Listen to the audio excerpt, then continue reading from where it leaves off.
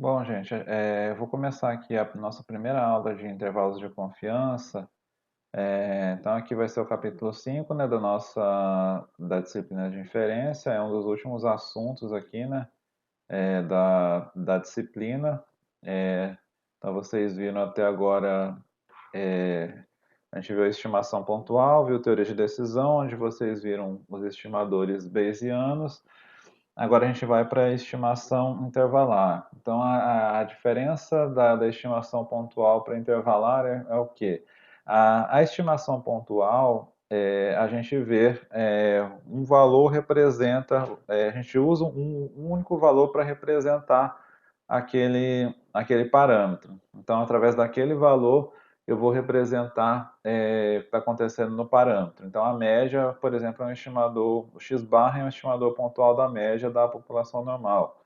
O S2 é um estimador pontual da variância da população, da população normal. Por exemplo, o P-chapéu é o estimador da proporção de pessoas que têm uma determinada característica. Então, o P-chapéu seria o número de pessoas que têm a característica sobre o total na amostra. Então, e assim vai, né? Tem os estimadores pontuais, eu posso encontrar ele por máxima verossimilhança, por exemplo.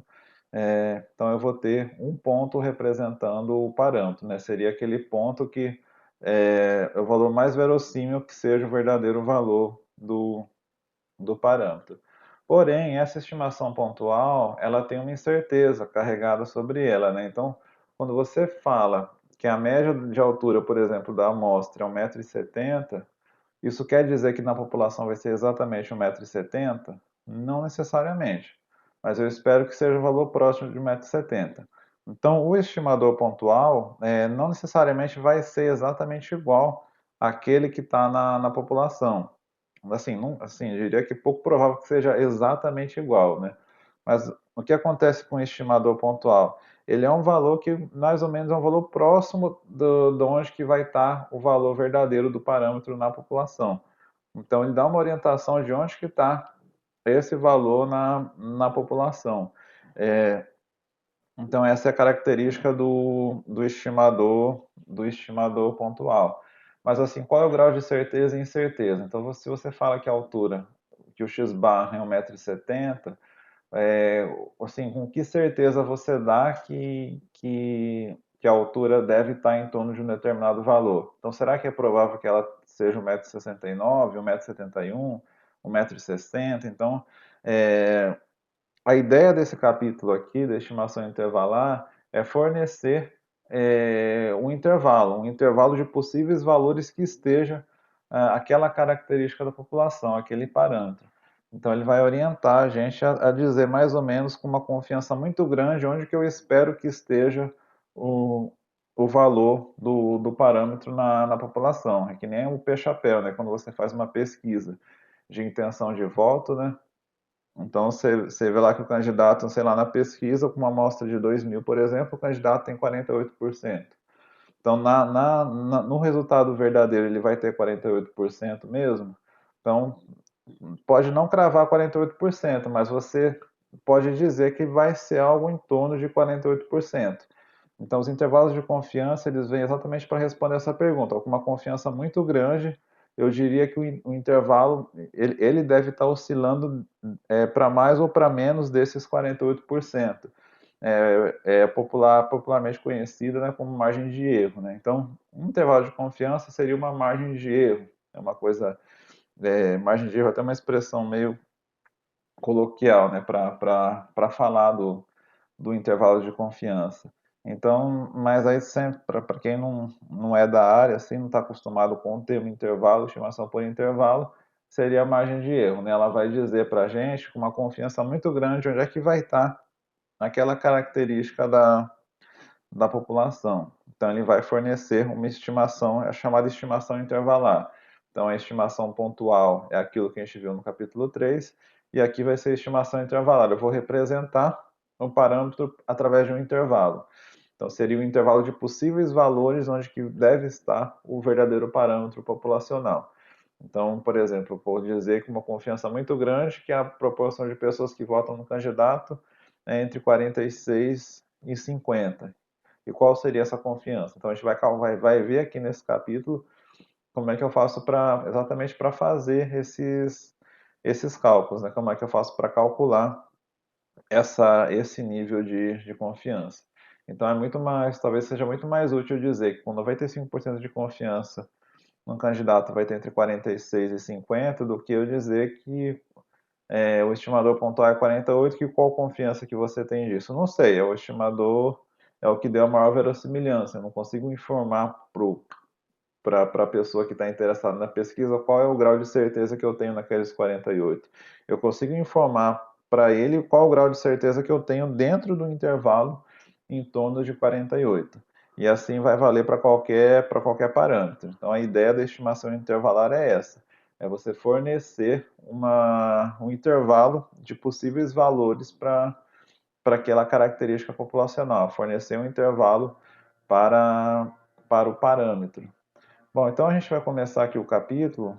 Então, os intervalos de confiança clássicos, né, eles são obtidos através de variáveis aleatórias chamadas quantidades pivotais. Então, o que a gente vai ver aqui na aula de hoje, o método que a gente vai ver para obter intervalos de confiança é o método da quantidade pivotal. Existem outros tipos de intervalos também, que são os intervalos Bayesianos, né? Então, os intervalos Bayesianos eles são obtidos utilizando a distribuição a posteriori. Então, é um pouco diferente, né, o que a gente vai ver aqui, que eu vou mostrar aqui no capítulo 5, principalmente eu vou iniciar com esse método da quantidade pivotal e depois, como uma leitura complementar, né, aí a gente vai ver os intervalos, eu vou mostrar como é que constrói intervalos de confiança Bayesianos.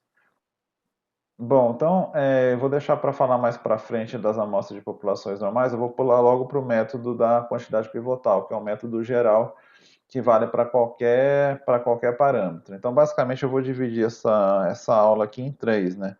Essa sessão aqui de intervalos de confiança em três. A primeira, eu vou mostrar a quantidade pivotal, o método geral de quantidade pivotal.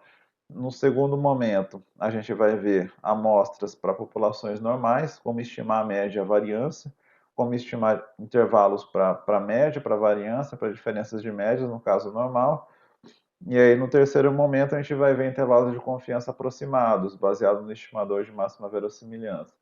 Então, algumas situações não consigo encontrar pelo método da quantidade pivotal, a gente vai ter que construir intervalos de confiança aproximados.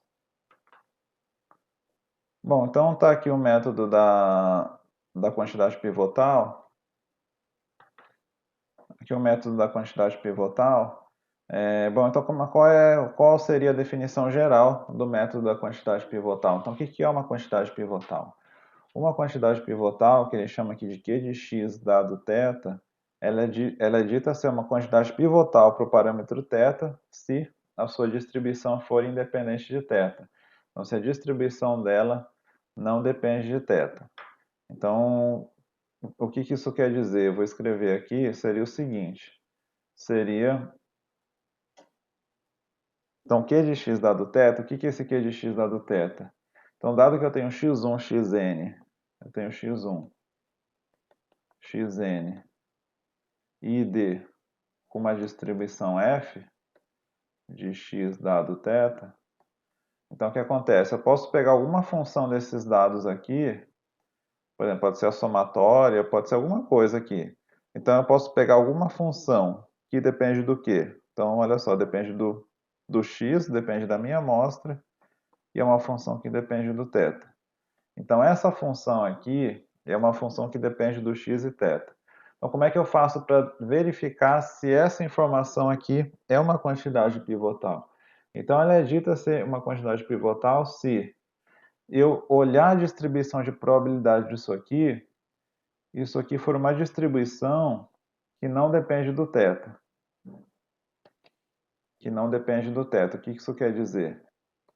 Isso quer dizer que ele é uma distribuição conhecida que não depende do θ. Pode depender do x, pode depender de constantes, pode depender de alguma coisa que qualquer coisa menos θ, só não pode depender do θ.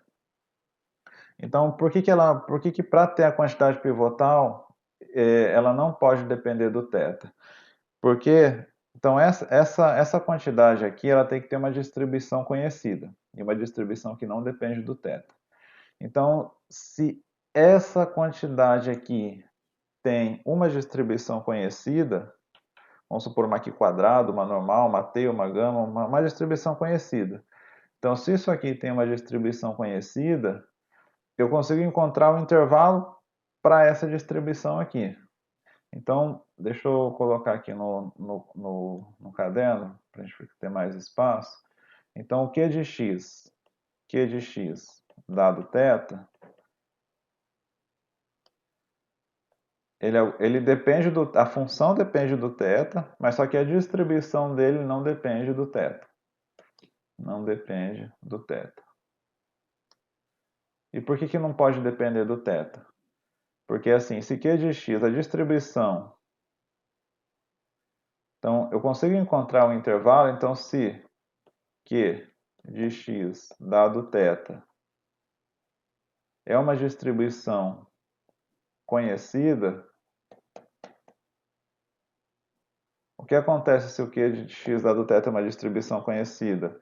Eu sei qual é a curva de distribuição dela, então eu sei, se eu conseguir chegar aqui, isso aqui é uma distribuição conhecida, opa, passou um pouco. Considere que essa reta aqui está horizontal, só para a gente não perder muito tempo. Então vamos supor que Q de x dado θ tem uma curva de distribuição, vamos supor que tem uma curva assim, mais ou menos. Então essa aqui é a distribuição de Q de x dado θ. É a distribuição dela.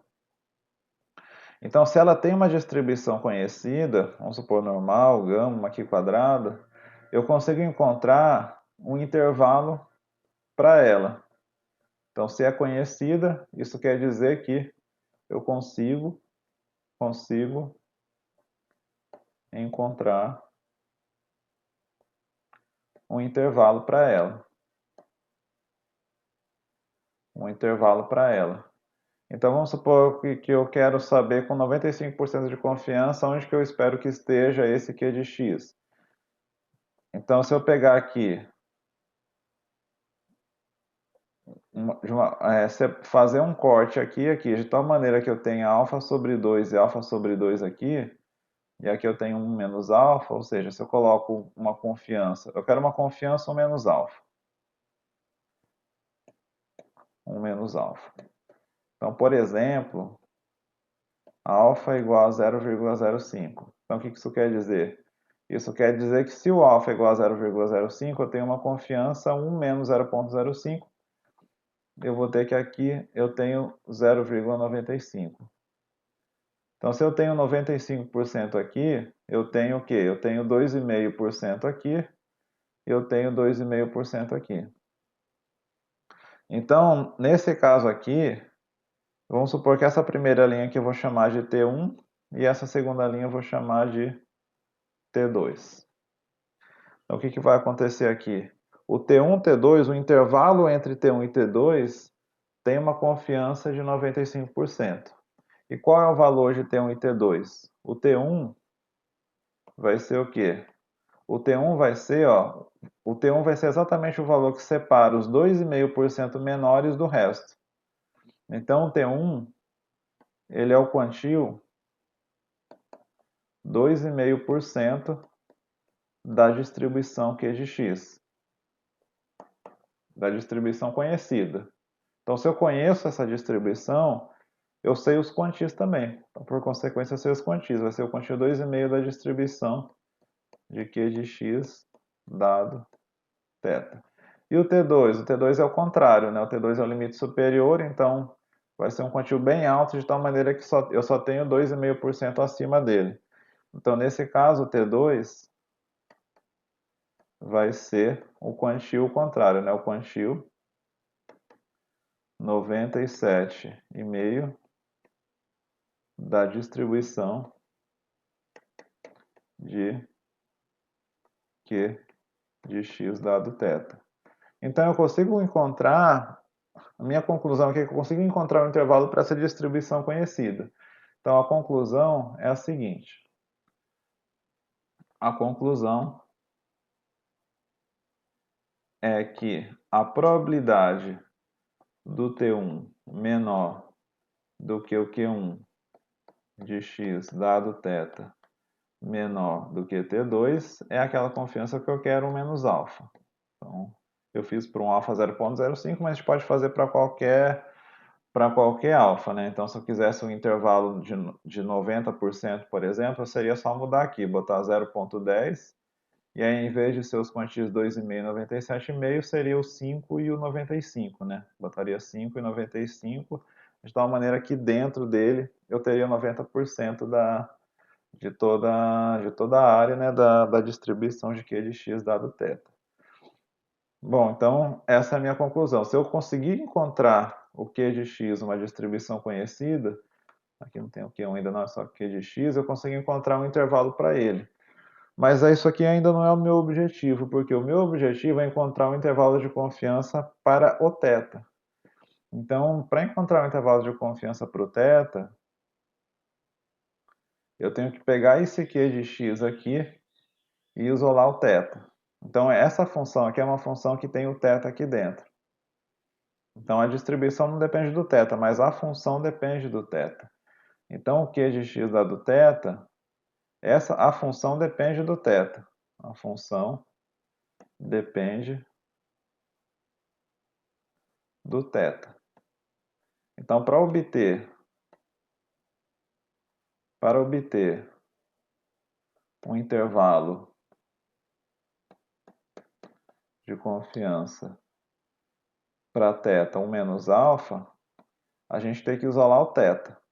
Temos que isolar o θ. Isolar o θ. Então, como é que eu vou fazer para isolar o θ? Qual é o procedimento para isolar o parâmetro, o θ, para encontrar o intervalo de confiança para o θ? Então, eu tenho que ver como é que o θ está participando dessa função aqui. Então, sei lá, por exemplo, se esse Q de x dado θ for, por exemplo, θ vezes x barra, só como exemplo, então o que acontece? Para isolar o θ, tudo que não depende do θ eu passo para os outros lados da desigualdade. Então, o x barra está multiplicando, ele vai passar dividindo aqui. Ele passaria dividindo dos dois lados. Então, eu tenho que dar um jeito de isolar o θ, né? Então, vamos supor, por exemplo, se eu tenho, por exemplo, que a minha quantidade pivotal é θ menos x barra, por exemplo, então, no caso, para isolar o θ, o x barra que está subtraindo, eu passo para os dois lados somando.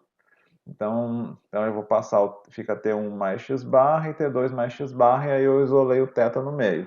Então o que eu tenho que fazer é dar um jeito de isolar esse θ no meio, de tal forma que eu tenho o intervalo de confiança para o θ, porque o meu objetivo final não é encontrar um intervalo de confiança para a quantidade pivotal. A quantidade pivotal ela serve para ajudar a gente a obter um intervalo de confiança para o θ. Então, através dessa quantidade pivotal, eu obtenho um intervalo de confiança para o θ, né? E aí eu consigo encontrar esse intervalo de confiança. Então, eu tenho que isolar o θ. Então, basicamente, essa vai ser a técnica da quantidade pivotal. Eu tenho que encontrar uma função de θ cuja distribuição resultante ela não vai depender do parâmetro θ. Então, essa é a grande ideia, né, do método da quantidade pivotal.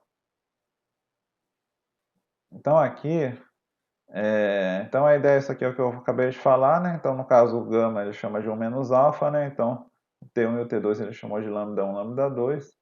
E aí a ideia seria isolar. Então o que ele está mostrando aqui seria isolar, né? Eu vou encontrar uma função, né, e isolar o θ. Então a ideia geral é essa aqui. Então tudo que eu expliquei agora aqui essa ideia aqui do livro. Então, para a gente ver realmente como é que funciona o método da quantidade pivotal, a gente vai fazer aqui dois exemplos, o 5.2.1 e o 5.2.2.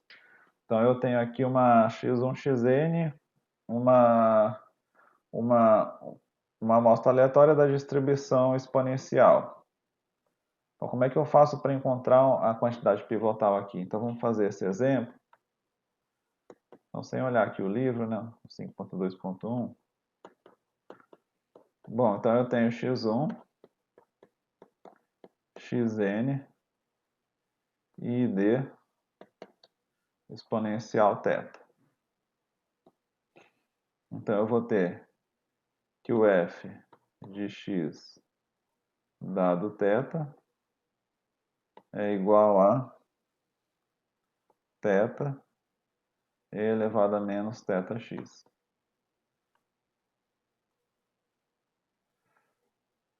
E aí, o que é o L de x dado θ? É o produtório, né? Fica θ elevado a n elevado a menos θ somatória de xi. Então, uma dica que eu dou já no começo aqui do método de quantidade pivotal, geralmente a quantidade pivotal, na maioria dos casos, é uma função que depende da estatística suficiente. Então, no caso da distribuição exponencial, pelo método da fatoração, a gente vê que a somatória de xi é uma estatística suficiente para θ. Então, já vou deixar aqui a dica. Geralmente, a quantidade pivotal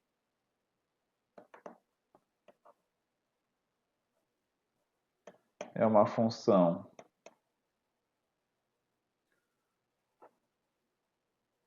que depende da estatística suficiente. Que depende da estatística suficiente.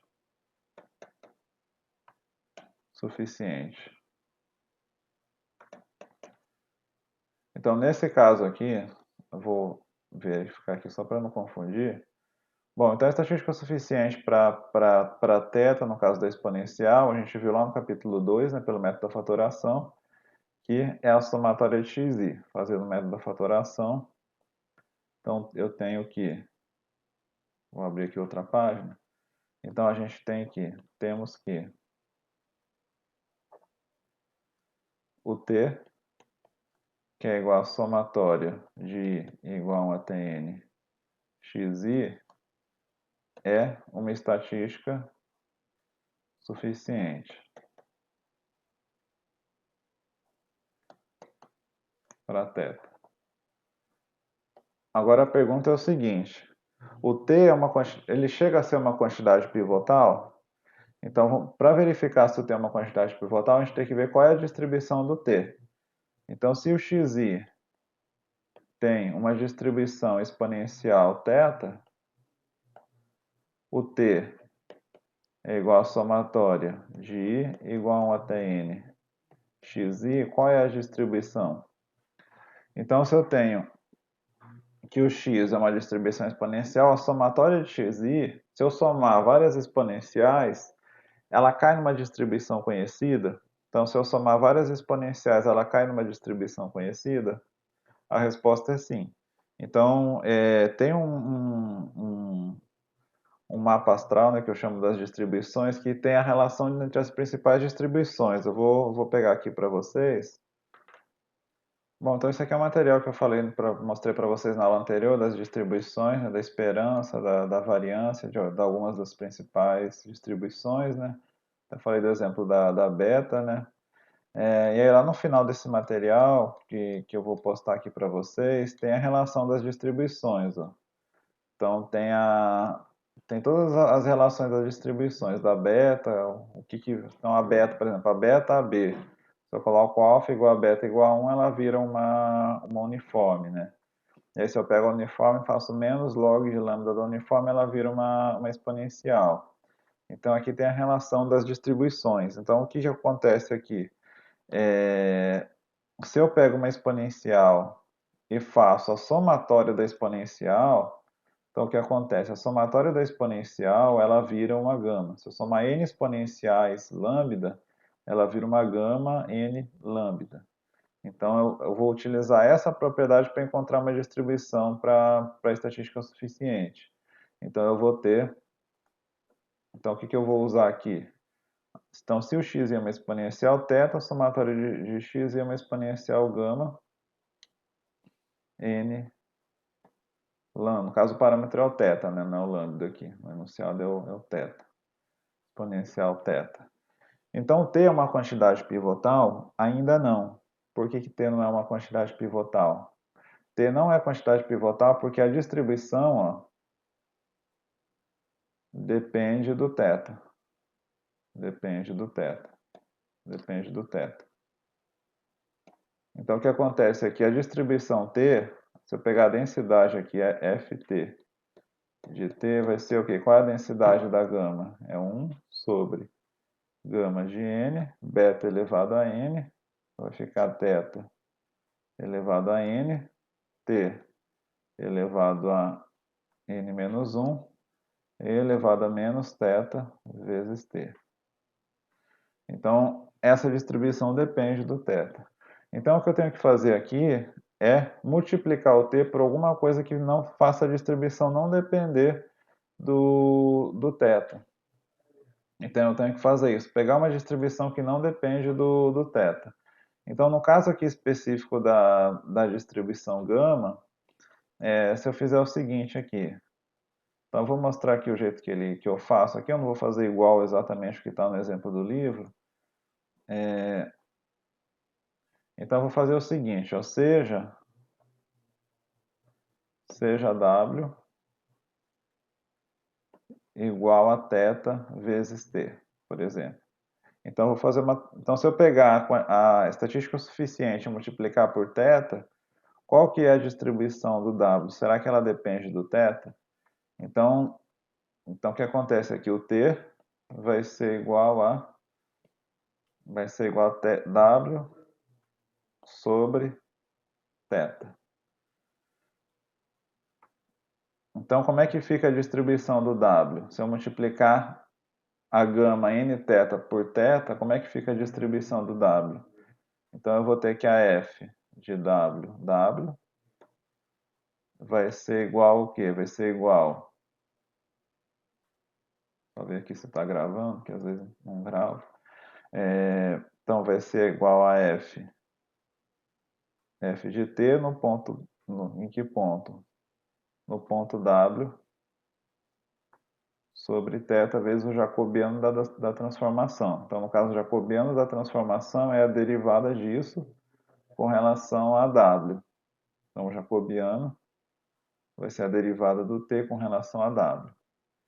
Então, o que isso aqui vai ser? Isso aqui vai ser a densidade da gama, mas só que tudo que é t eu substituo por W sobre θ.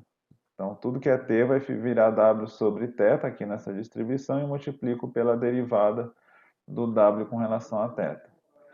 Então, vamos lá, como é que vai ficar isso aqui, ó? Então, vai ficar 1 sobre gama de N, continua igual.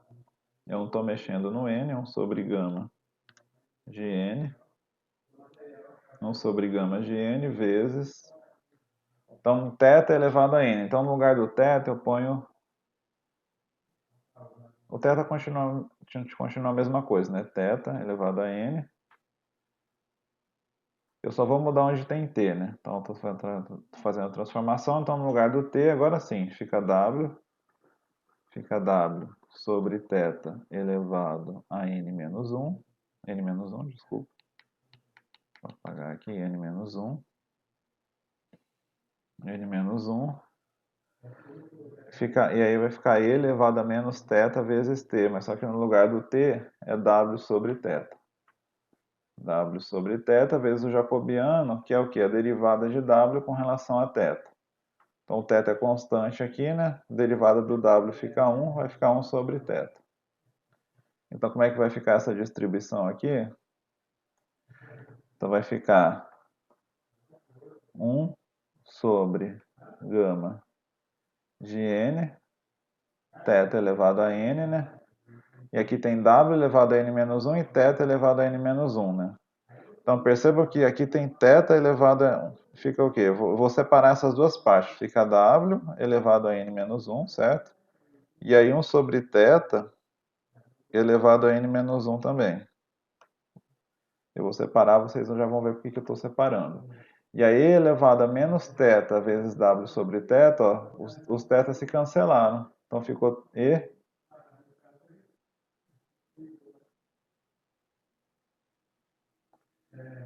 elevado a menos θ elevado a menos θ vezes 1 sobre θ. Então, o que acontece aqui? Ó, aqui o que eu tenho no denominador? θ elevado a n menos 1 e θ. Então, θ elevado a n menos 1 vezes θ, fica θ elevado a n no denominador. E aí percebam que no numerador eu já tenho um θ elevado a n. Então, o que vai acontecer? Eles vão todos se cancelar. Aqui fica e elevado a menos w, né? Falei, cancelou esse θ com esse, ficou o w, não ficou o θ aqui. Só fazer essa correção aqui. Pronto, agora sim. Agora sim. Então, qual é a distribuição resultante? É 1 sobre gama de n, w elevado a n menos 1, e elevado a menos w. Então, percebam que isso aqui tem a cara da distribuição gama. Isso aqui é uma distribuição gama com alfa igual a n e beta igual a 1, como se o segundo parâmetro fosse igual a 1. Então, eu vou até abrir aqui outra página. Então, eu vou ter exatamente que w é igual a t vezes θ é uma gama N1. N1. Bom, então W é uma quantidade pivotal? A resposta é sim. W é uma quantidade pivotal. Por quê? Porque a distribuição do W não depende do θ. Então, W é uma quantidade pivotal. Uma quantidade pivotal. Por quê? Pois a distribuição do W, que é uma gama N1, não depende do θ. Não depende do θ. Então, como é que eu faço para encontrar um intervalo de confiança para o W? Então, como obter um intervalo de confiança 1 menos alfa para o W? Então, eu tenho que pegar a gama N1. Então, o que eu tenho que fazer é pegar lá a distribuição gama N1. Então, vou desenhar uma distribuição aqui, que seria mais ou menos uma gama N1, por exemplo. Vamos supor que a gama N1 ela tenha essa cara aqui. Essa aqui é uma gama N1, por exemplo. Essa aqui é a distribuição gama N1. Então, para encontrar o intervalo de confiança, 1 menos alfa, eu tenho que pegar um T1 e um T2, de tal maneira que o T1 seria o quantil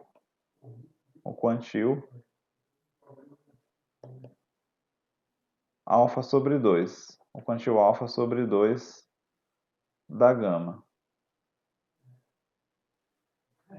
E o T2 seria o outro lado, né? Seria o contrário, seria a outra cauda, né? Seria o quantil 1 menos alfa sobre 2. O quantil 1 menos alfa sobre 2 da gama. Então, por exemplo, se eu fosse encontrar isso aqui no R, por exemplo, o comando que eu daria no R para encontrar isso aqui, o T1 seria o quê? Seria como é que eu faço a primitiva do quantil no R? Q gama. No caso do R, a gama é com 2 M's, né? Aí eu vou colocar aqui alfa sobre 2. No caso do R, eu tenho que escrever alfa mesmo, né? Ele não entende o símbolozinho, a letra grega, né? Q gama alfa sobre 2. Quais parâmetros da gama? Uma gama N1. E o T2, se eu fosse escrever na linguagem do R, seria Q gama. Seria o contrário, né? A outra cauda, 1 menos alfa sobre 2 N1. Então, eu teria o resultado do limite inferior e superior para o W. Então, o que eu teria?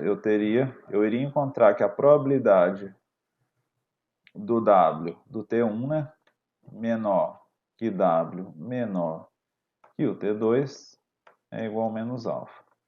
Mas aí, como eu falei lá no começo, né, quando eu fiz a introdução do método da quantidade pivotal, o meu objetivo não é encontrar um intervalo de confiança para o W. O meu objetivo é encontrar um intervalo de confiança para o θ, para o parâmetro. Então, o que é o W? olha ali no começo aqui, ó. Então, se vocês olharem aqui em cima, ó, eu vou ter que o W é T vezes θ. Então, eu vou escrever o W sendo igual a T vezes θ. Aí eu vou isolar aquilo que eu quero. Eu quero isolar o θ, porque eu quero encontrar um intervalo de confiança para ele, para o T vezes θ. Então, eu vou ter que a probabilidade de T1 menor que T vezes θ menor que T2 é igual a 1 menos alfa. Então, para isolar o θ, o termo está multiplicando, eu tenho que passar ele dividindo dos dois lados. E aí, finalmente, eu vou ter isolado o θ. Então, eu vou ter que a probabilidade de T1 sobre T menor que θ menor que T2 sobre T. Então, o T, né, que estava multiplicando o θ, agora ele vai passar dividindo. É igual a 1 menos alfa. Então, o que eu quero o T? O T é a somatória de xi. Então, portanto, opa, tem um tiozinho aqui, não sei porquê. Portanto, um intervalo de confiança para o θ, né? Uma confiança 1 menos alfa, eu posso escrever ele como sendo o T1 sobre a somatória de xi e T2 sobre somatória de xi. Então, dado uma amostra x1, xn, então se eu tenho o resultado do somatório de xi, eu consigo encontrar um intervalo de confiança para o θ. Então, essa vai ser o intervalo de confiança para o θ. Então, onde o T1 e o T2 são os quantios da distribuição gama N1. Então, o T1 e T1 e T2 são os quantios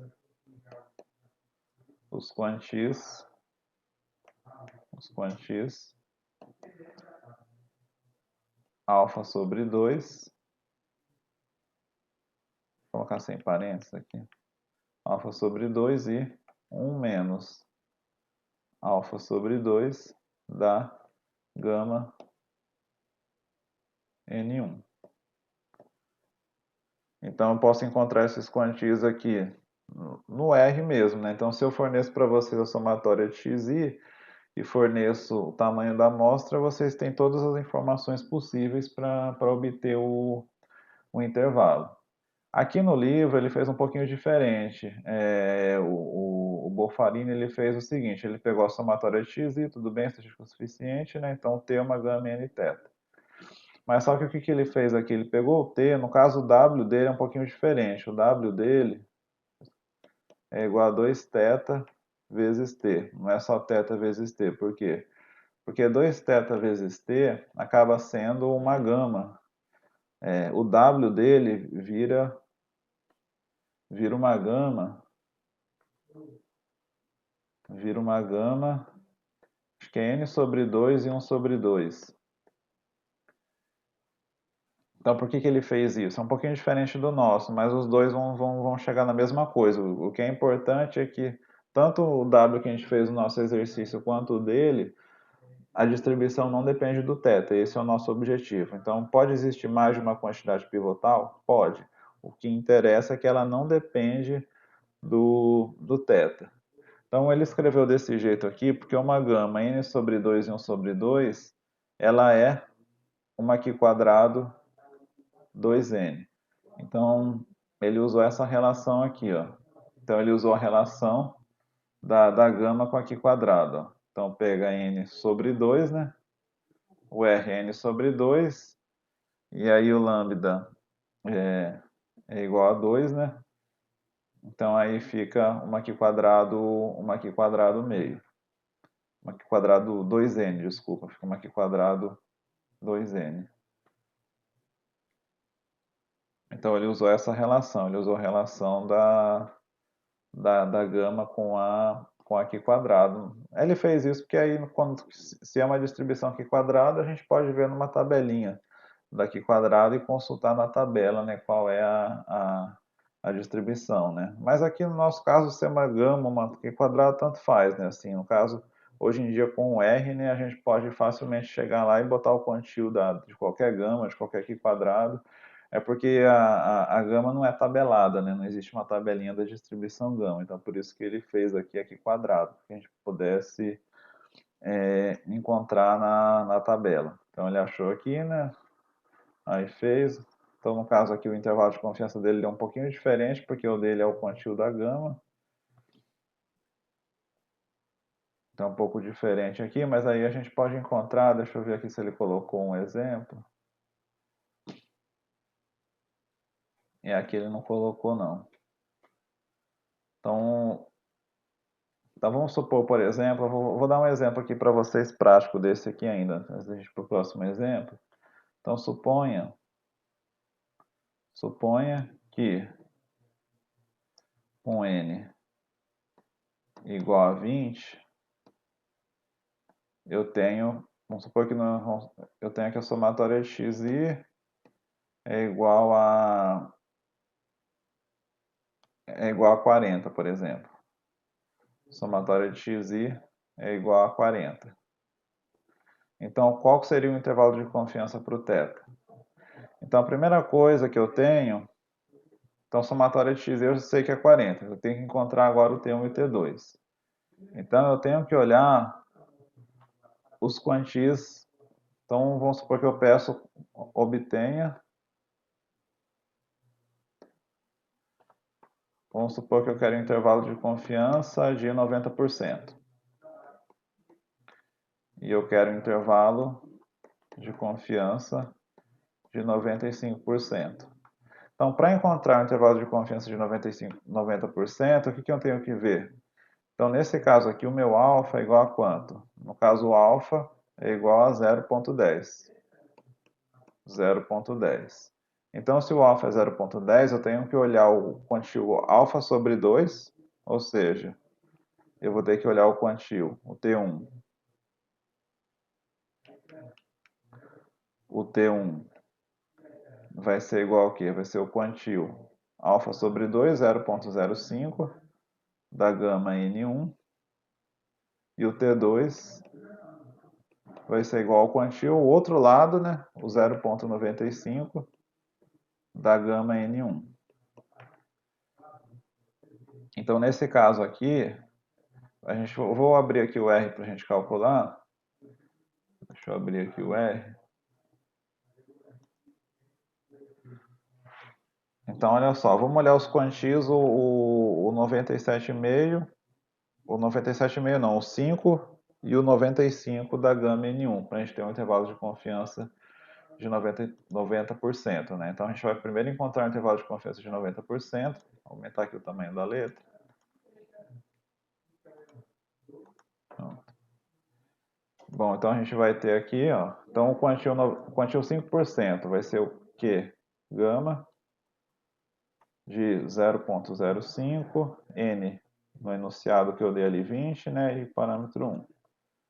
Então, vai ser 13,25 e o quantio 95% é a mesma função, é só que em vez do 5 é o 95, vai ser igual a 27,87. Então, vai ficar entre 13,25 e 27,87. Então, eu vou ter que um intervalo de confiança de 90%. Então, intervalo de confiança θ 90 por 0,9 vai ser igual ao quê? Vai ser igual a 13,25 sobre a somatória de xi e 27,85 sobre a somatória de xi. Então, limite inferior e superior, né? Então, vamos fazer essa conta aqui no R para ver quanto é que dá. Então, se eu pegar o quantio... Então, eu tenho que dividir pela somatória de xi, né? Então, o quantio 5 dividido pela somatória de xi, que eu dei no enunciado que é 40, 0,33. E o quantio 95 dividido pela somatória de xi, 0,69. Vou arredondar para 0,70, tá bom? Então, vai ficar Então vai ficar 0,33 e 0,69. Então, com 90% de confiança, eu posso dizer, né, que o meu θ vai estar entre esses dois valores aqui, entre 0,33 e 0,69. Então, esse é o meu intervalo de 90% de confiança para o θ. E se eu quisesse um de 95 aqui embaixo, aqui no item B, o que vai mudar? O que vai mudar é só o quantil. Então, a única coisa que vai mudar aqui, se eu mudo a minha confiança, eu mudo o meu alfa. Né? O meu alfa é 0,05. Então, eu vou ter que o T1, em vez de ser o quantil 5%, vai ser o 2,5%. Então, agora eu quero uma confiança maior. Então, eu tenho que tem que ficar só 5% para fora, né? Para ter 95% dentro. Então, eu vou pegar o 2,5% e vou pegar o 97,5%. Então, o T1 vai ser o quê? 0,025 da gama N1. E o T2 vai ser o quantil 0,975 da gama N1. Então, no caso, o intervalo de confiança do θ, agora com 0,95, vai ser o quê? Então, eu tenho que encontrar os quantis, né? Vamos ver aqui quais são os quantis. O 2,5 e o 97,5. Então, agora, em vez de escrever aqui no R o 0,05, eu vou escrever o 0. Eu vou dividir por 40 depois. Então, vai ser o 0,25. Então, 0,25 é 12,21. E a outra cauda, que é o 97,5%, vai ser 29,67. Então, aqui vai ser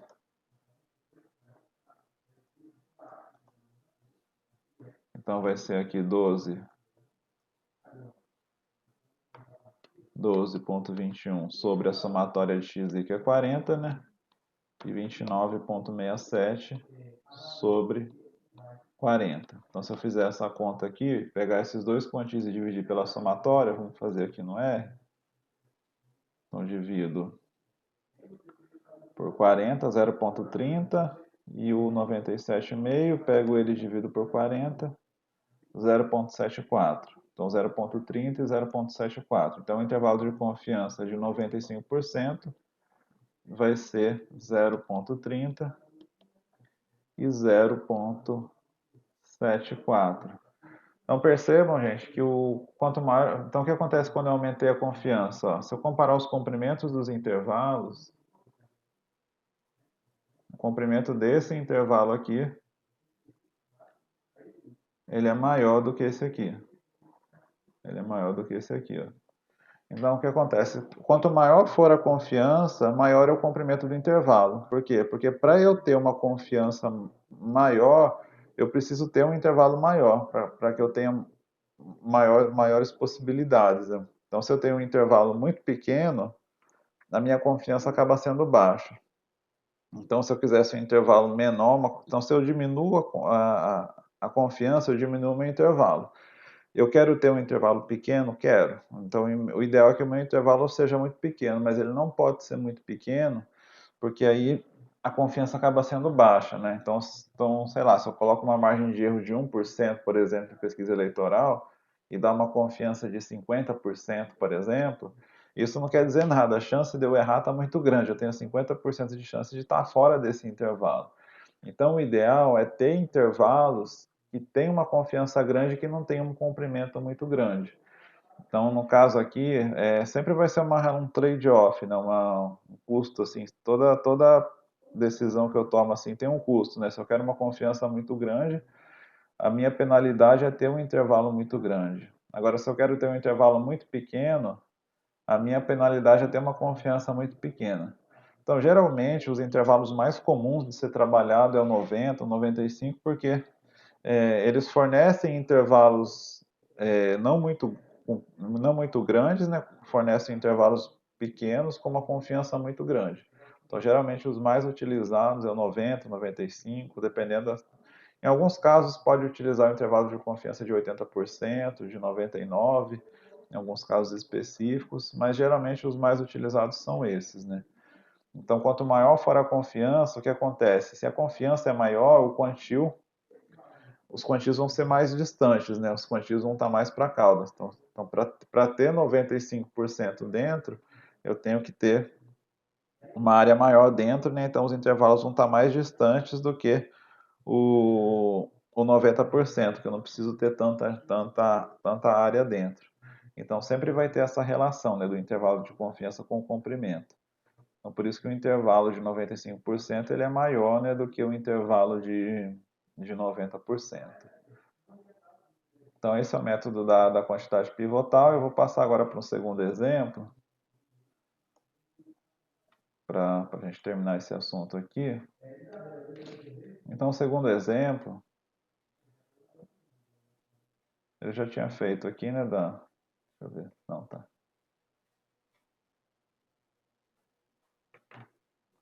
Bom, esse segundo exemplo aqui, então a gente tem que encontrar uma quantidade pivotal.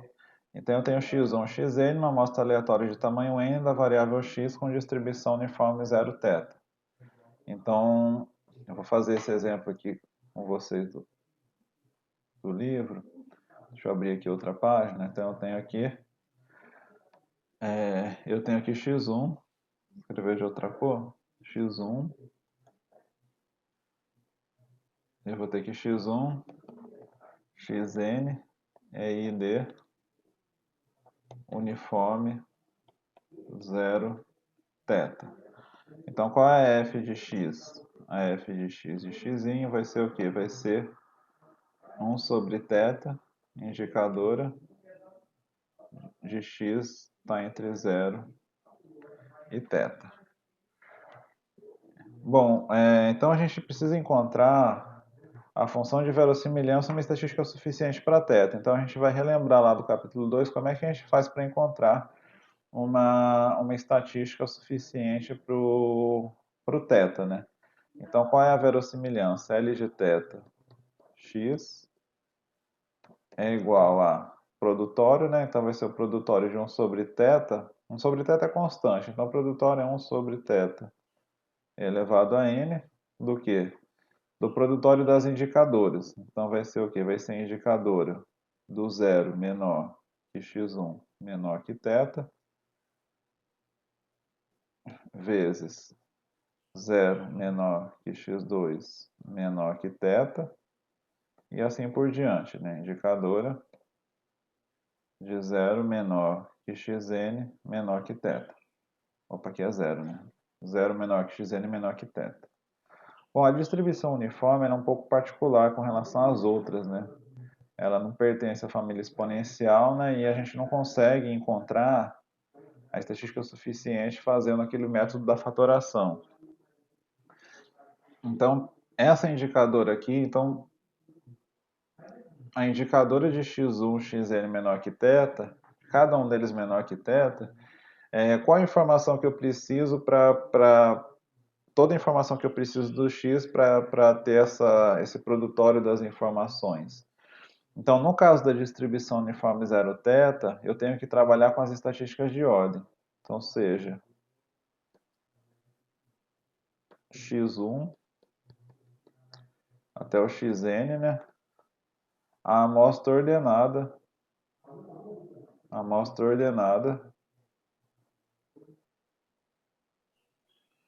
de x1, xn. Então é como se eu pegasse essa amostra x1, xn e colocasse em ordem, né? Então x1 é o menor de todo mundo, x2 é o segundo menor e xn é o maior de todos. Então o que acontece? Essa função indicadora aqui, eu posso reescrever ela desse jeito aqui. Em vez de escrever com a amostra aleatória, eu escrevo as indicadoras pela amostra ordenada. Então eu posso reescrever, né, L de θ x como sendo 1 sobre θ elevado a n, a indicadora de 0 menor que x1 menor que θ, indicadora 0 menor que x2 menor que θ, e assim por diante. Da indicadora de 0, 0 menor que xn menor que θ. Então, o que significa essas funções indicadoras aqui?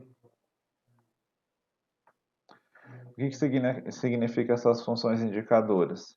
Significa o seguinte, ó.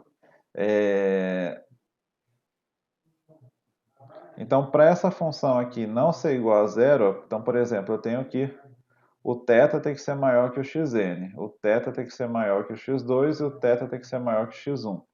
Então, eu tenho que x1 menor que θ,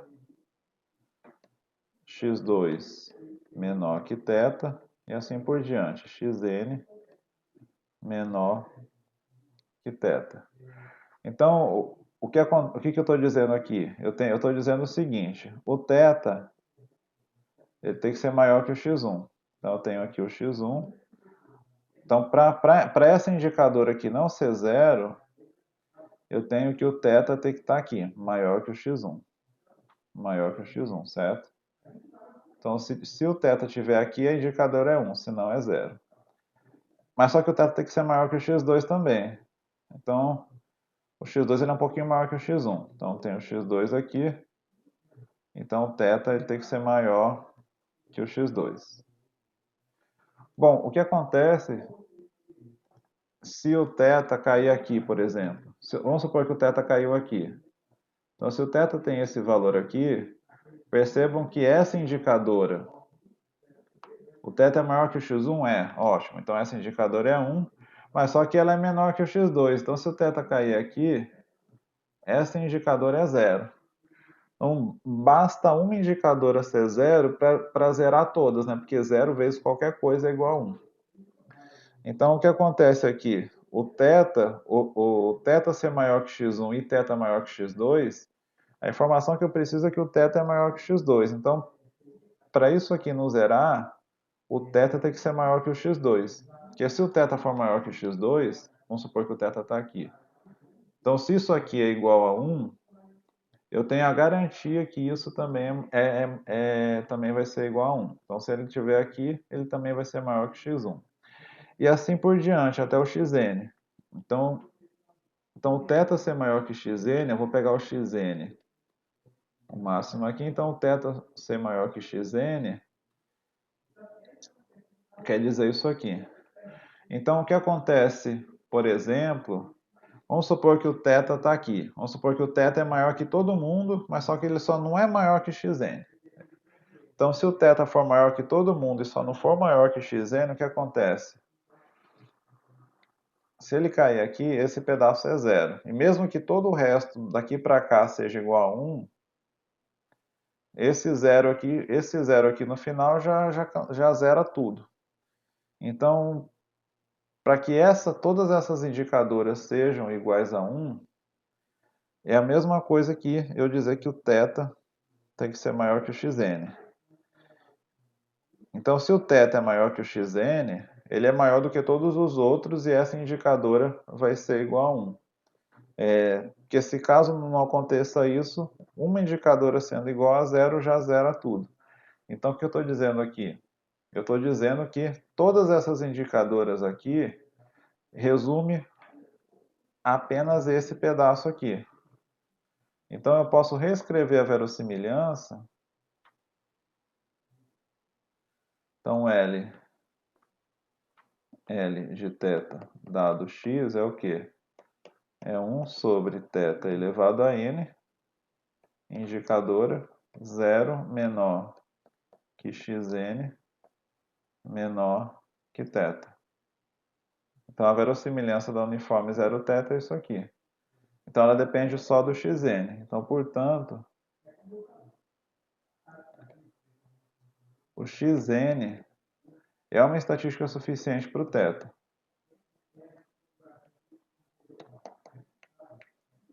É uma estatística suficiente para θ. Ótimo. Agora a segunda pergunta. Então, essa parte que eu fiz até agora é aquilo do capítulo 2, né? Eu creio que vocês já tenham feito esse exercício. Bom, a segunda pergunta que eu vou fazer agora é a seguinte. Xn é uma quantidade pivotal? Então, Xn é uma quantidade pivotal?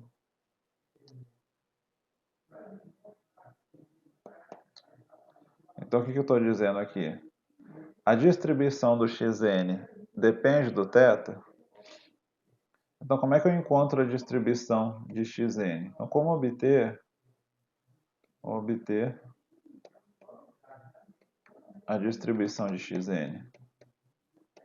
Então, eu vou chamar, por exemplo, xn de y aqui, para não ficar escrevendo esse nzinho entre parênteses, né? Porque dá muito trabalho. Vou chamar aqui y de xn. Então, qual é a distribuição de y? Qual é, por exemplo, a distribuição acumulada? P de y menor que o yzinho. Isso aqui vai ser a probabilidade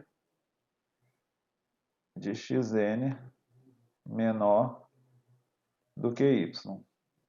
Então, eu estou perguntando isso aqui. A função de distribuição acumulada do máximo é essa pergunta que eu estou fazendo aqui. Bom, então qual é a probabilidade do xn ser menor do que o y? Então, o que seria o xn ser menor do que o y? Então, se o y é maior que o xn, o que acontece com a amostra x1, x2, xi, sem ser a ordenada? Então, eu fazer essa pergunta aqui, o xn ser maior que y, quer dizer que todo mundo é menor que y. Então, isso aqui é equivalente a eu pegar a amostra x1, xn original,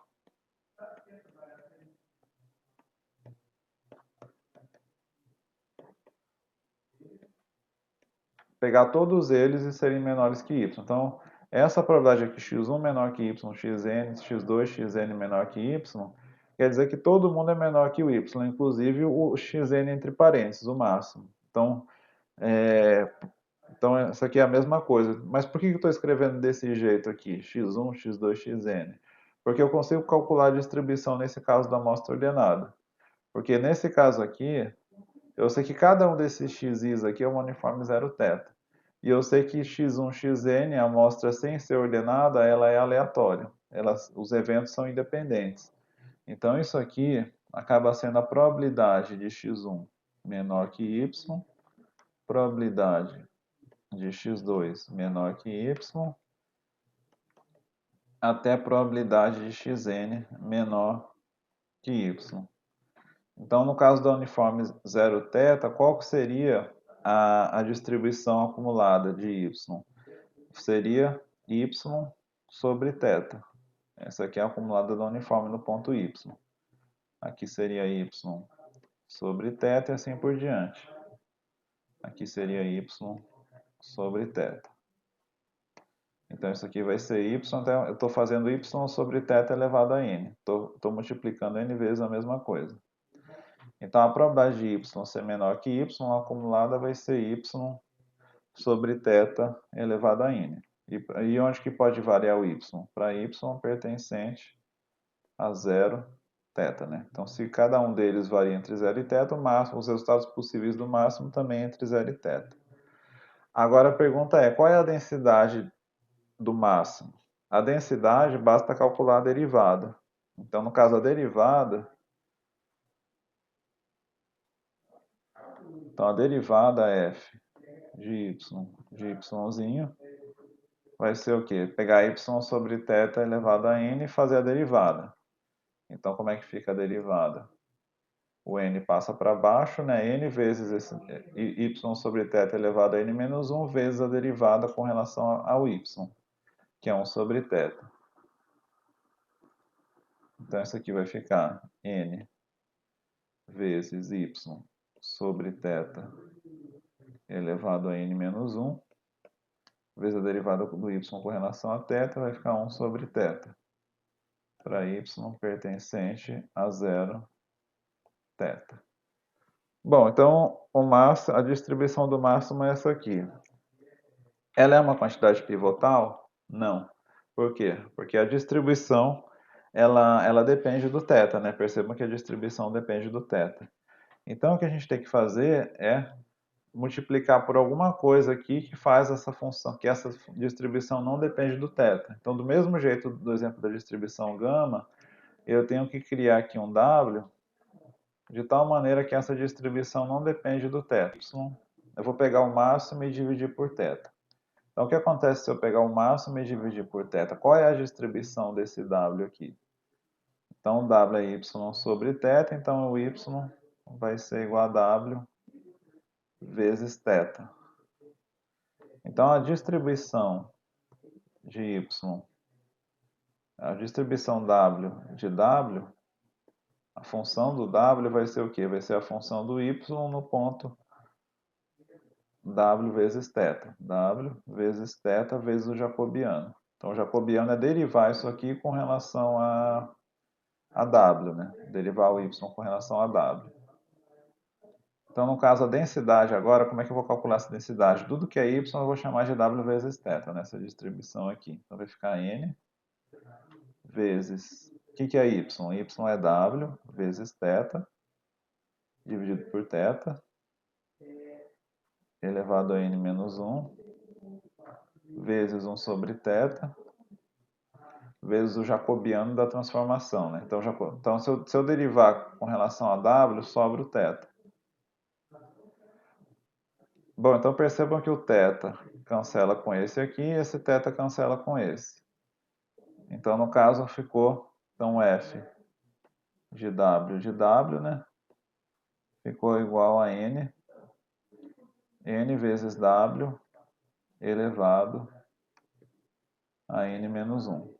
E aí o w varia de quanto até quanto? Olha, se o y varia de 0 a θ, então o que eu estou dizendo aqui? O y varia de 0 a θ. Estou dizendo que o 0 menor que y menor que θ. Mas o que é o y? O y é w vezes θ. Então, eu estou dizendo que 0 menor que w vezes θ menor que θ.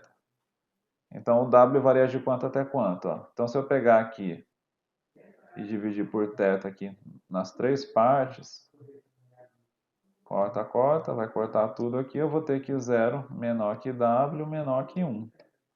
Então, a função fica n vezes w elevado a n menos 1 para 0 menor que w menor que 1. Então, eu tenho... essa aqui é a função de distribuição de w. Então, w é quantidade pivotal. Então, w é quantidade pivotal. Por quê? Pois f de w não depende do θ.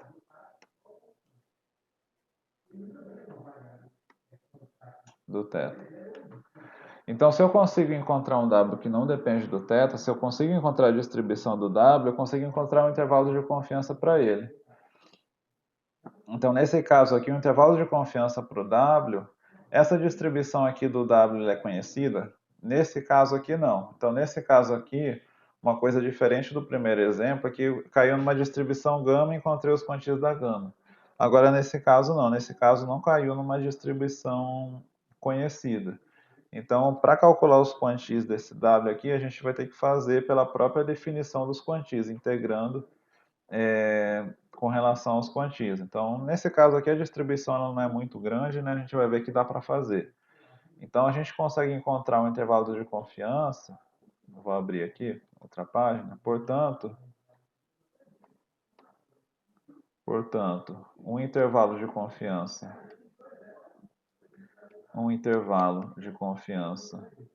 1 menos alfa para w é dado por a probabilidade de T1 menor que W menor que T2 é igual a 1 menos alfa. 1 menos alfa. Então, no caso W, eu não sei qual é a distribuição, né? Eu sei qual é a distribuição, mas ela não é conhecida. Então, o T1 vai ser o quê? Vai ser o quantio alfa sobre 2 da distribuição do W. O que isso quer dizer? Como é que eu faço para encontrar o T1? Então, como é que eu faço para encontrar o quantio da distribuição? Eu tenho que a probabilidade de W ser menor que T1 tem que ser igual a alfa sobre 2. Então, o que isso quer dizer? Isso quer dizer que a probabilidade do W ser menor que o T1 vai ser o quê? Vai ser a integral de 0 até o T1, f de W vai ser igual a alfa sobre 2. Então, o meu objetivo aqui é integrar e isolar o T1, para eu ter o quantio alfa sobre 2. E a probabilidade do alfa do W ser menor do que o T2 vai ser igual a 1 menos alfa sobre 2.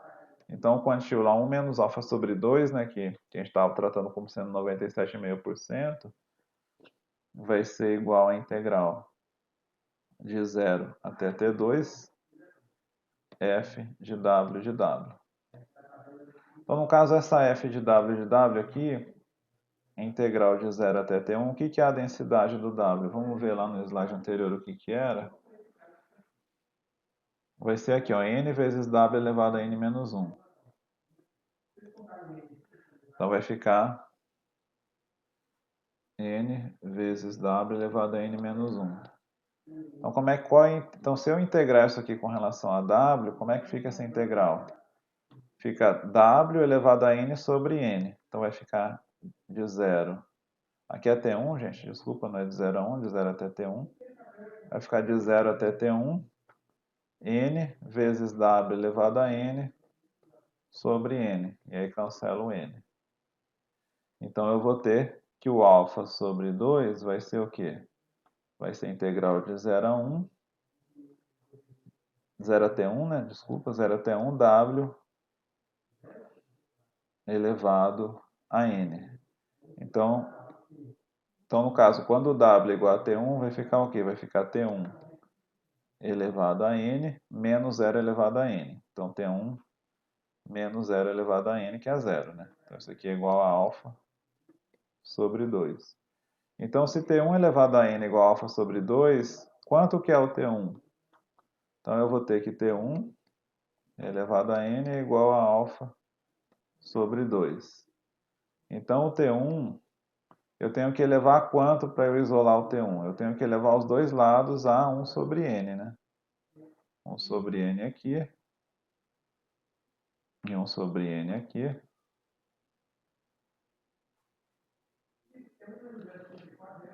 Então, eu vou ter que o T1 vai ser igual a alfa sobre 2 elevado a 1 sobre n. Então, esse é o limite inferior. E agora o T2. O T2 é bem parecido. Então, esse aqui é o limite inferior do intervalo, o limite superior, a conta é bem parecida. Então, no caso aqui é 1 menos alfa sobre 2, né, que eu quero o superior. Então, eu vou ter a integral de 0 até 2 do f de w. Então, a função f é a mesma coisa. Vai ficar de 0 até T2, n w elevado a n menos 1 dw. Então, fazendo a integral vai ser w elevado a n do mesmo jeito. Então, eu vou ter que fazer de 0 até T2, w elevado a n. Então, isso aqui vai ser igual a... Então, quando w é igual a T2, fica T2 elevado a n. Quando w é igual a 0, continua sendo 0. Então, eu vou ter que o T2 elevado a n é igual ao limite superior da confiança, 1 menos alfa sobre 2. Então, aí eu quero isolar o T2, né? Então, basta elevar os dois lados a 1 sobre n. Então, eu vou ter que o T2 é igual a 1 menos alfa sobre 2 elevado a 1 sobre n. Então, eu encontrei o limite inferior e superior. Então, finalmente, encontrei o intervalo de confiança para o W. Então, qual é a minha conclusão? A conclusão é que a probabilidade... Então, o limite inferior é o quê? Vai ser alfa sobre 2, né? Alfa sobre 2 elevado a 1 sobre n menor que W menor do que 1 menos alfa sobre 2 elevado a 1 sobre n. Isso aqui vai ter uma confiança 1 menos alfa. Ótimo, encontrei o meu intervalo de confiança para o W. Terminei aqui? Ainda não. O intervalo de confiança que eu quero é para o θ, não é para o W. Mas o que eu sei? Eu sei que o W é igual a O que era o W mesmo? Em relação ao Y e o θ, vamos ver aqui. Ó, aqui, ó. W igual a Y sobre θ. Então eu vou usar isso aqui para poder isolar o θ. Então eu vou ter o W é igual a Y sobre θ. Então isso aqui é equivalente a dizer que eu tenho que essa probabilidade é a probabilidade do quê? De alfa sobre 2 elevado a 1 sobre n menor do que y sobre θ menor do que 1 menos alfa sobre 2 elevado a 1 sobre n. Bom, eu quero isolar o θ. E agora, como é que eu faço aqui se o θ está embaixo? O θ está embaixo, não está em cima, né? Então, se eu passar o y para lá, o y dividindo, ó, eu vou ter... Então, o y está multiplicando, eu passo ele dividindo. Então, se eu passar ele dividindo, o que acontece? Fica alfa sobre 2 elevado a 1 sobre n dividido por y menor do que 1 sobre θ menor do que 1 menos alfa sobre 2 elevado a 1 sobre n dividido por y. Então esse intervalo aqui é um intervalo para 1 sobre θ, não é o que eu quero ainda, eu quero o intervalo para o θ. Então como é que eu faço para encontrar um intervalo para o θ? Então se o θ está no denominador, eu tenho que fazer ele para ir para o numerador. Então o que eu tenho que fazer aqui é o seguinte, quando o θ está no denominador, eu faço o seguinte, eu multiplico tudo por menos 1. Então o que significa multiplicar tudo por menos 1? Inverter a ordem do numerador com o denominador. Então, se eu faço isso aqui, eu inverto a ordem. Então, no caso, 1 sobre θ vira θ. E no caso, o alfa sobre 2 elevado a 1 sobre n dividido por y, inverto, fica y em cima e o alfa sobre 2 elevado a 1 sobre n embaixo. E aí no outro lado também. Mas o que acontece quando eu faço essa inversão aqui? Quando eu faço essa inversão, o sinal da desigualdade ele muda também. Então, toda vez que eu multiplico tudo por menos 1, então, por exemplo, se eu tenho 2 menor que 4 menor que 8, quando eu multiplico tudo por menos 1, fica 1 sobre 2, 1 sobre 4 e 1 sobre 8. Então, percebam que 1 sobre 2 é maior que 1 sobre 4, que é maior que 1 sobre 8. Então isso aqui é uma regra matemática, né? Ele vai ter essa inversão. Então, quando eu multiplico tudo por menos 1, o que acontece? Essa probabilidade aqui, então no caso esse aqui, no caso vai ser o menor, né? Então no caso eu vou ter que y dividido por 1 menos alfa sobre 2 elevado a 1 sobre n menor do que o θ, que é menor do que, esse aqui ficou maior, né? Y sobre alfa sobre 2 elevado a 1 sobre n. Então, portanto, a gente consegue encontrar um intervalo de confiança para o θ. Então, portanto, 1. Intervalo de confiança 1 menos alfa para o θ, ele é dado desse jeito aqui. Então, o que é o y? O y, no caso, é o máximo do x1, xn, né? Então, vai ser o y, que é o xn, dividido por 1 menos alfa sobre 2, elevado a 1 sobre n, né?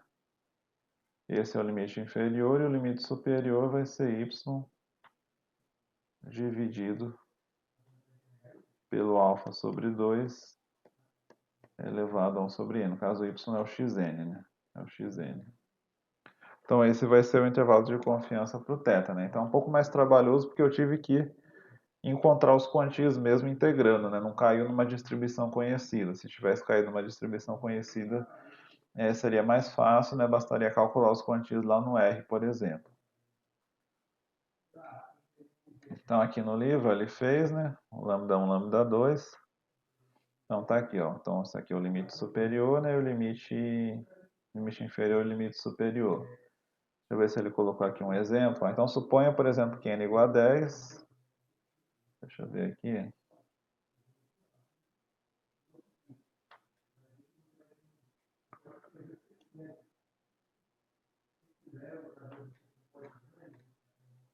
por exemplo, né? Então para a gente terminar aqui, eu vou colocar um exemplo numérico, né? Então, por exemplo, então suponha que eu tenho numa amostra, vou colocar aqui n igual a 10 e o máximo, vamos supor que o máximo fosse igual a 20, por exemplo. Igual a 20. Então, qual que seria o intervalo de confiança para o θ? Então, se eu olhar o máximo das observações, em 10 amostras, né, o máximo foi igual a 20. Qual que seria o intervalo de confiança? Então, o intervalo de confiança.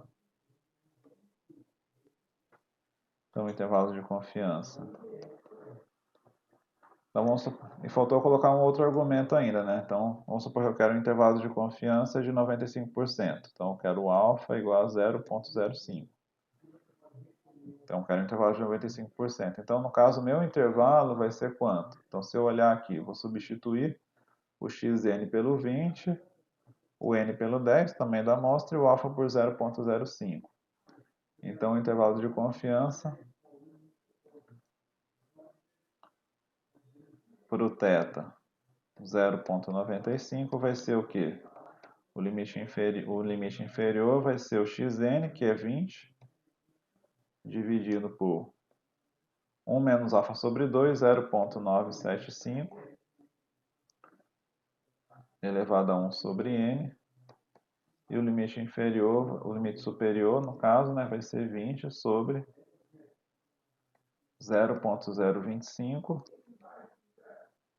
elevado a 1 sobre n. Sobre 10, né? No caso, 1 sobre 10. 1 sobre 10 aqui. Bom, então vamos calcular aqui no R. Então vamos calcular o limite inferior e superior. Então o limite inferior vai ser 20 sobre 0,975 elevado a 1 sobre 10, né? 1 sobre 10. Então o limite inferior deu 20,05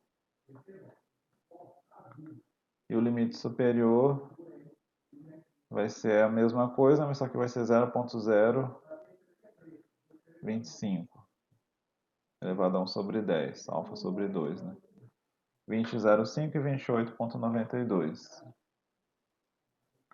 Então isso aqui vai ser 20,05 e 28,92. Então esse é um intervalo de confiança com 95% de confiança. Eu espero que o meu θ esteja entre esses valores aqui, né? Entre 20,05 e 28,92. E se eu quisesse um intervalo de confiança de 90%? Se eu quisesse de 90%, seria bem parecido, né? Mas só que ao invés de ser um 9,75, eu iria pegar o 95, teria 5% para cima e 5% para baixo, né? Seria 0,05 aqui. Então mudaria só esse pedaço aqui. Se eu quero um intervalo de confiança de 90%, olha como é que ficaria. Então eu vou escrever aqui o de 90. Então seria o 0,95, 20,10 e aqui seria 0,05. Então ficaria 20,10 e 26,98. Então ficaria aqui 20,10 e 26,98. Então percebam que se eu tenho uma confiança menor, né, diminuo a confiança, acontece a mesma coisa. O comprimento do intervalo ele fica menor. Ele vai ficando cada. Se eu diminuo a confiança, o comprimento fica menor. Se eu quero uma confiança muito grande, o intervalo vai ficando cada vez maior. Então esse é o método da quantidade pivotal. Ele vai servir para resolver, né, os problemas de intervalo de confiança. Eu vou encerrar a aula de hoje por aqui. E aí na aula que vem eu vou continuar com esse método. A gente vai ver algumas quantidades pivotais conhecidas, que é o caso das populações normais. Então, para as populações normais já existem umas quantidades pivotais que já são conhecidas, né? Assim, são mais fáceis de se obter e, por consequência, obter também o intervalo de confiança. Bom, então Então é isso, gente.